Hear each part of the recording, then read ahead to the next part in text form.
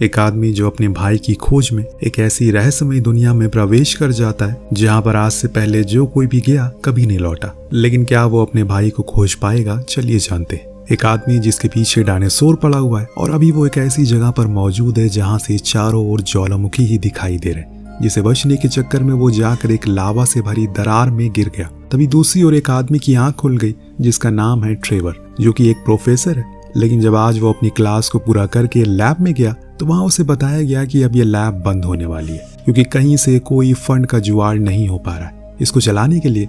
दरअसल दोस्तों, ये लैब ट्रेवर के भाई मैक्स ने खोली थी, उसी के नाम पर ये थी, इसीलिए वो ये नहीं चाहता कि ये बंद हो। जिसके लिए वो उस आदमी से कहता है कि तुम थोड़ी देर इंतजार करो, बस मेरी रिसर्च का रिजल्ट आने वाला है, उसके बाद सब कुछ ठीक हो जाएगा। लेकिन उसका कहना है कि उसका भाई तो पिछले 10 सालों से न जाने कहाँ गायब है, इसीलिए वो इस उम्मीद को छोड़ दे कि ये लैब और दिन चलेगी। उसकी ये बात ट्रेवर को बहुत बुरी लगती है, इसीलिए वो चुपचाप घर को आ गया। इतने में डोर बेल बजी। खोलने पर पता लगा कि मैक्स की वाइफ अलीना 7 दिन के लिए कहीं जा रही है, इसीलिए वो अपने बेटे यानी कि ओलिव को यहीं पर उसके पास छोड़कर जा रही है ताकि वो उसका ख्याल रखे। अब इसके बाद उसने कुछ देर ओलिव से बात की, फिर उसके पिता की कुछ चीजों को देखने लगा जिसमें उसे एक किताब मिली जिसका नाम था सेंटर ऑफ अर्थ। उसके अंदर मैक्स के लिखे हुए कुछ नोट भी थे, उसी में से उसे 3 जगहों के नाम दिखते जो थे मंगोलिया, बोलोविया और आखिर में हवाई।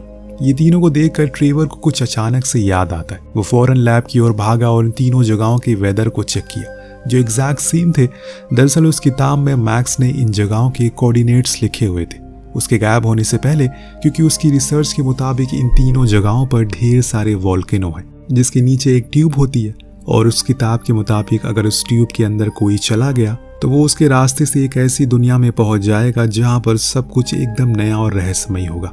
ट्रेवर भी इसी सब्जेक्ट को लेकर कॉलेज में पढ़ाता है और इसीलिए उसे अच्छी खासी जानकारी होती है। इतने में उसे कंप्यूटर में एक और जगह दिखती है, वहां का भी तापमान सेम था। इस जगह का नाम होता है आइसलैंड। वहां का एक ज्वालामुखी के पास भी सेम वेदर था जिस बारे में मैक्स ने किताब में लिखा था। और ट्रेवर को लगता है कि जिस वोल्केनिक पाइप की तलाश में वो इतने सालों से था वो जरूर आइसलैंड के वोल्केनो के नीचे होगी, क्योंकि ऐसा सेम वेदर 10 सालों में एक बार ही आता है जैसा कि उस किताब में साफ साफ लिखा था।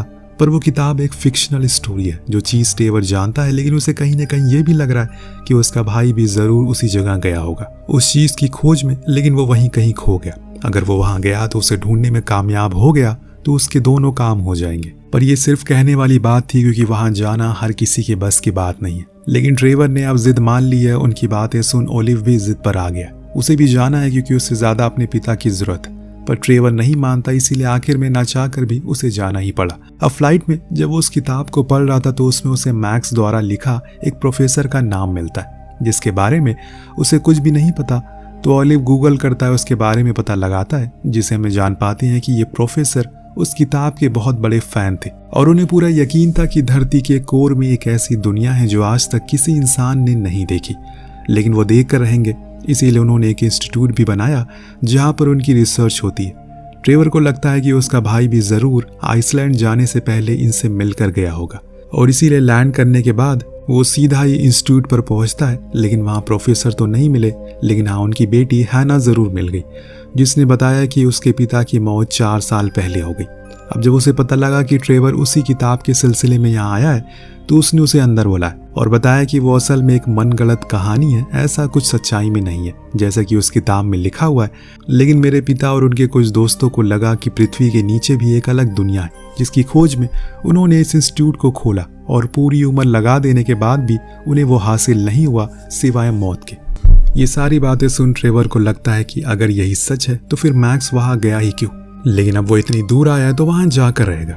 वो उसे कहता है कि मैं उस जगह जाकर देखना चाहता हूँ, जिसके लिए हैना भी उसकी मदद करने को तैयार हो जाती है। लेकिन उसने कहा कि वो एक माउंटेन गाइडर है और हर घंटे का चार्ज करती और इसीलिए काम हो जाने के बाद उसे पे करना होगा। ट्रेवर मान गया और इसके बाद वो इन्हें लेकर एक माउंटेन पर गई जिसकी चढ़ाई काफी खतरनाक थी।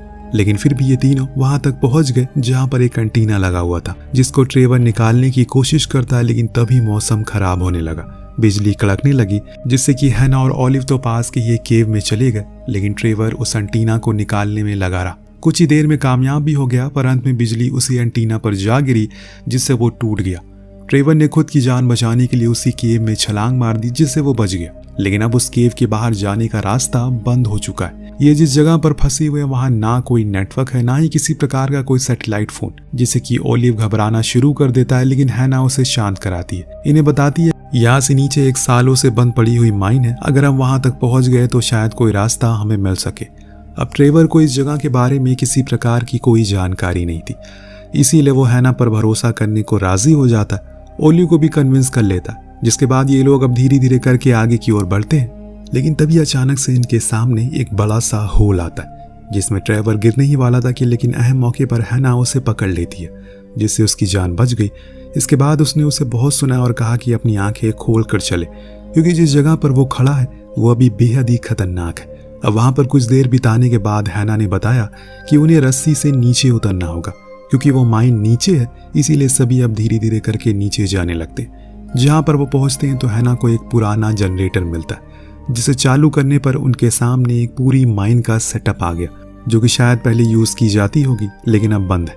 वहां पर काफी सारे ट्रैक भी है जिस पर ट्रॉलीज रखी हुई है, जिन्हें देखकर हैना ने कहा कि हमें इनमें से एक को चुनना होगा, वही हमें आगे की ओर लेकर जाएगी। अब किसी को ये नहीं पता कि जिस ट्रॉली पर वो बैठेंगे वो उन्हें लेकर कहाँ जाएगी, जिसे सभी कंफ्यूज हो जाते हैं। पर ये करना ही है, क्योंकि अगर ये नहीं करेंगे तो ये दफन होकर खत्म हो जाएंगे।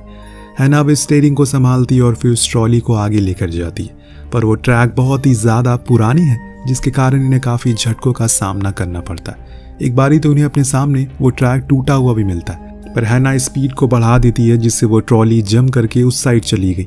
लेकिन उसके बाद ये तीनों अलग अलग हो गए। कुछ ही देर बाद ये तीनों का मिलन हो गया, पर इन्हें वहां कुछ ऐसा मिला जिससे कि इन्हें उम्मीद नहीं थी। दरअसल ये अभी जिस जगह पर खड़े हैं वहां इनके चारों ओर बस डायमंड ही चिपके हुए हैं, जिसको देखकर ट्रेवर ने कहा कि वो अभी कोर के बहुत नजदीक है, क्योंकि ऐसा कुछ वहीं देखने को मिलता है। लेकिन अभी हम जहां पर खड़े हैं वो जगह बहुत ही सक्रिय है, इसलिए कोई भी अपनी जगह से हिलना मत। लेकिन इतना कहने के अगले पल ही ओलिवर के बैग से एक डायमंड नीचे गिर जाता है, जो उसने इकट्ठा किए थे, जिसके कारण वहां पर एक दरार बन गई और फिर देखते ही देखते वो जगह पूरी तरह से बिखर गई। फिर क्या था, ये लोग वहां से सीधा एकदम नीचे जाने लगे, लेकिन यह गहराई इतनी ज्यादा थी कि बीच में ये तीनों आपस में बातें भी कर लेते। जिस दौरान हैना ट्रेवर से पूछती है कि आखिर वो कहाँ जा रहे हैं, तो उसने बताया कि ये वही ट्यूब है जो कि वोल्केनो के नीचे से होती है, और अभी इस कोर में हम जा रहे हैं। जो सुन हैना ने कहा कि हमें पता कैसे चलेगा हम पहुंचने वाले।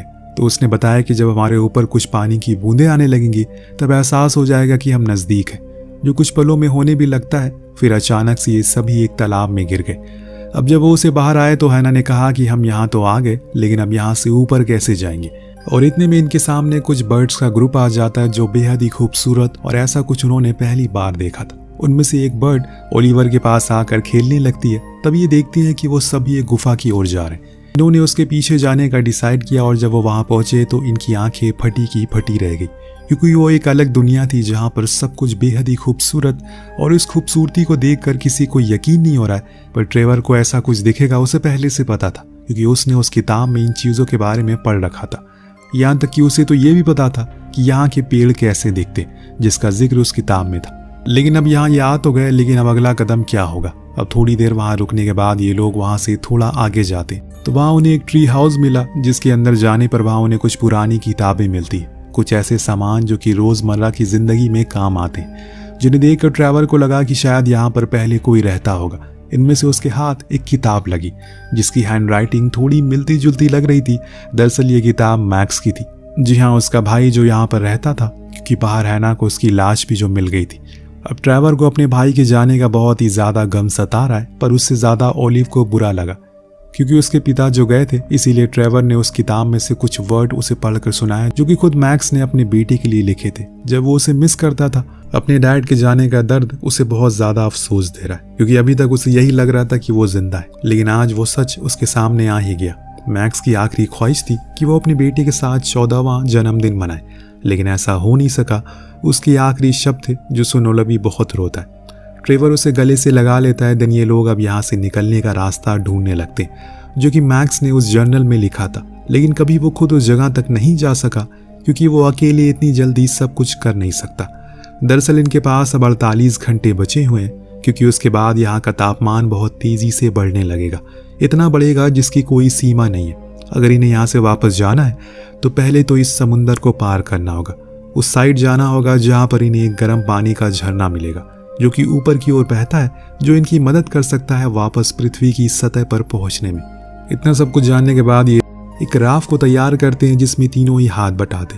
क्योंकि समय बहुत कम है इसीलिए जल्दी से इन्होंने उस राफ्ट को तैयार कर लिया, पर अब तापमान बढ़ने लगा है जिसका आसार इन पर भी दिख रहा है। इसीलिए उन्होंने फौरन अपनी कश्ती को पानी में उतारा और वहां से लेकर निकल गए। पर यह सफर इतना भी आसान नहीं है क्योंकि समुद्र में इन पर कई प्रकार के अजीब अजीब किस्म की मछलियां हमला करती है। ऊपर से समुद्र की लहरें किसी भी समय इनकी कश्ती को डुबा सकती, लेकिन इससे पहले वो उन सभी से बचते एक बड़ा सा कोई क्रिएचर आकर उन सभी छोटी मछलियों को खाने लगता है। तो वही तूफान भी इनके सामने खड़ा था जिसमें इनकी कश्ती का वो पर्दा उड़ने लगता है जिसको ओलिव ने खुद अपने हाथों से पकड़ा था। हालांकि ट्रेवर ने उसे ऐसा करने से मना किया, लेकिन वो नहीं माना, जिसका खामियाजा उसे भुगतना पड़ा। वो उसी पर्दे के साथ उड़ गया। ट्रेवर ने बहुत कोशिश की कि वो रुक जाए, लेकिन वो उसे रोक ना सका।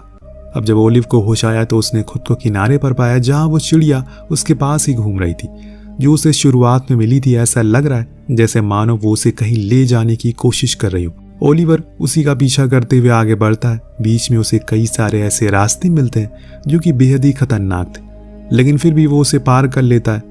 तो वहीं ट्रेवर अब ओलिव को खोना नहीं चाहता। पहले उसने अपने भाई को खो दिया, इसीलिए वो हैना से कहता है कि उन्हें अब उसे ढूंढना होगा। पर इतने में ही उनके ऊपर कुछ अजीब से पेड़ हमला कर देते हैं जो कि इंसानों को खाते हैं। लेकिन ट्रेवर हैना को उनसे दूर करता और फिर वहां से आगे बढ़ता। कुछ दूर जाने पर उन्हें वो जगह मिल जाती है जहां से वो झरना करीब में ही था। लेकिन यहाँ ट्रेवर तो उसे कहीं दिखाई नहीं दे रहा है। दरअसल उसे लग रहा है कि अब तक ओलिव यहाँ तक पहुंच गया होगा, लेकिन ऐसा नहीं था क्योंकि ओलिव तो अभी किसी मैदान में है जहाँ पर डायनासोर के कंकाल पड़े हुए, वो भी कई सारे। इसीलिए ट्रेवर हैना को वहीं रुकने को कहता है, खुद उसे ढूंढने के लिए चला जाता है। वहीं ओलिवर को अब कहीं से कुछ आवाजें आ रही थी जिससे कि उसके अंदर डर पैदा हो रहा था। दरअसल ये एक डायनासोर था जो कि उसी के ऊपर है और अब उसकी जान के पीछे पड़ा हुआ है। उसे बचने के लिए वो एक गुफा में घुसा और तेज तेज चिल्लाने लगा, मुझे बचाओ। जो चीज दूसरी ओर खड़ा ट्रेवर सुन लेता और फौरन उसकी ओर भागता है, लेकिन वहां वो डायनासोर अब भी उसे खाने ही वाला था। इतने में ट्रेवर आकर उसे बाहर निकाल लेता और लेकर भागने लगा, लेकिन अभी भी वो डायनासोर उनका पीछा नहीं छोड़ रहा।